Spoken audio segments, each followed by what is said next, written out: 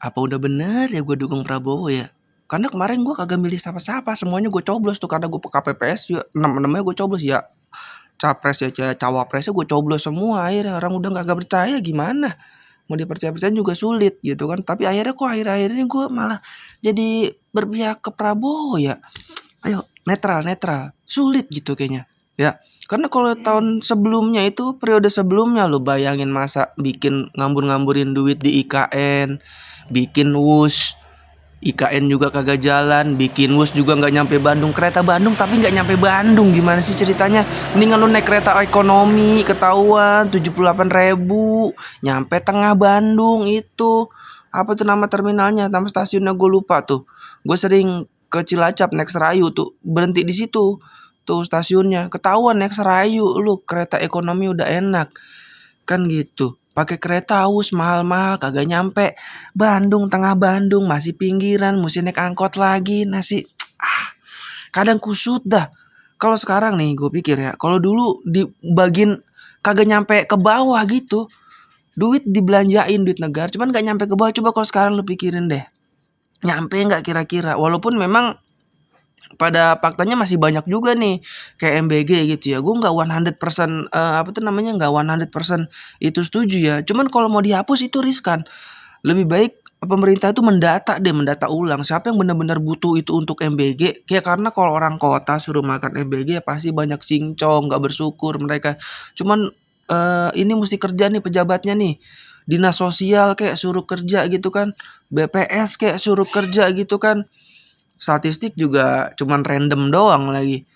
Dinas sosial lah mesti cari tuh yang benar-benar orang membutuhkan nih, butuh pangan gitu kan, urgent, gizi buruk gitu kan. Sekolah-sekolah mana di pelosok, di perbatasan yang gizi buruk. Nah, itu harus yang target utama. Yang kedua, SPPG-nya belinya jangan sama distributor, jangan pabrikan gede. Lu mah beli roti di pabrikan gede, beli ikan di pabrikan gede, kali-kali beli ikan di gua kayak petani kecil tuh beli di gua gitu kan, berapa kilo berapa karung kan enak nih. Belinya di pabrik yang besar, kapitalis juga yang nikmatin kan. Itu harusnya ada apa tuh namanya, ada efek dominonya gitu loh. Dari satu hal belanja negara berimbas kepada belanja-belanja yang lain. Kalau lu belanjanya cuman ke kapitalisme ya, produsen-produsen besar ya, itu perputarannya nggak signifikan. Coba lu kalau SPBG lu belanjanya sama yang kecil, pasar-pasar, di tukang pasar, tukang sayur, petani-petani kayak gua petani kan gitu, beli ikan nila di gua kan enak gitunya, jadi kecipratan kan. Ini SPBG yang datang ke gua calo-calo lagi, budgetnya dari sono berapa, kena ke gua, kena calo lagi. Calo mending calo ke 1, calo ke 8 kan. Buset deh, harga dari 40.000 calo ke 8 dia tinggal 20.000 nawar ke gua kan. Kampret namanya ya. Emang orang kalau umur udah banyak begini nih, jam berapa nih, mau jam 1 masih ngoceh baik, warkop udah tutup padahal masih ngoceh baik kan gitu. Tapi lu bandingin deh, daripada itu duit, daripada itu kue negara, kue keuangan negara itu dibagi-bagiin cuma sama kapitalisme lah. Kalau IKN yang untung siapa? Nggak ada, rakyat kecil ya, pemodal ya, investor yang punya material kan gitu. Kuli seberapa banyaknya, efek dominonya juga dikit kan gitu. Coba kalau MBG harapannya kan langsung ke petaninya, langsung gitu, langsung ke tataran yang paling kecil, jangan ke pebisnis lagi gitu maksudnya. Kadang-kadang dah emang tuh programnya. Belum lagi tuh wush, yang kena ya dia lagi, para developer juga, orang Cina juga. Lu bayangin dealnya sama Jepang 50, ke Cina 25 kan gitu. Sisanya 25 kemana? Ya nggak kemana-mana, tulis 50 juga, 25-nya diatur kan gitu.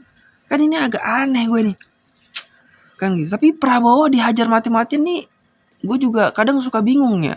Tadinya gue emang udah agak males gitu ya ngelihat Prabowo dengan tandemnya tuh. 2 periode sebelumnya gue Prabowo terus, coba ngeliat tandemnya nih, aduh kenapa mesti tandemnya dia sih kan gitu. Gue jadi setengah hati jadinya. Akhirnya udahlah, yang terakhir malah nggak gue coblos, akhirnya netral aja udah akhirnya. kan gitu. Cuman kalau mau dilihat lagi ya itu dia tadi, programnya menyentuh ke level dasar kan gitu. Iya kayak koperasi desa harapannya ya, ini harapannya ya, prakteknya gue nggak tahu ya.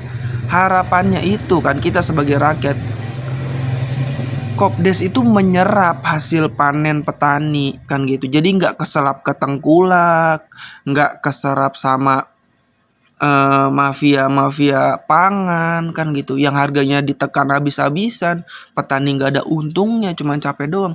Koperasi desa itu kan harusnya punya harapannya ya, bukan harusnya, harapannya punya standar harga baku untuk semua wilayah Indonesia. Jadi satu harga. Jadi harga di petani itu dilindungi, nggak kayak ketengkulak segala macam. Karena gue masih keluarga petani ya, gue masih punya sawah, gue masih punya hasil panen gitu ya, beras terutama, karena produksinya beras ya.